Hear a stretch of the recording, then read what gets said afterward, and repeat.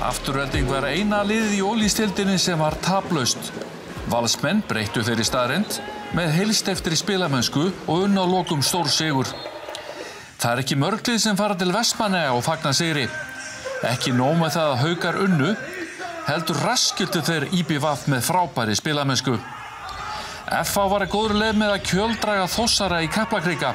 Gömlu kempurnar Oddur Gretarsson og Kári Kristján Kristjánsson voru hins vegar á öðru máli og í lokin slapp FH með jafntefli.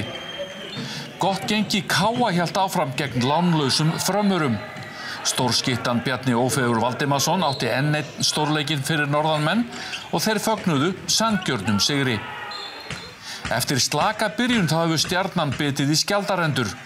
Selfyssingar þurftu að játa sig sigraða á heimavelli sínum, þar sem þeir hafa unnið góða sigra á tímabilinu. HK fylgdi eftir útisigri gegn FH með tiltölulega auðveldum heimasigri gegn ÍR. Breiðhyltingar þurfa að kafa djúpt þessa dagana, en þeir eru eina liðið sem ekki hefur unnið leik.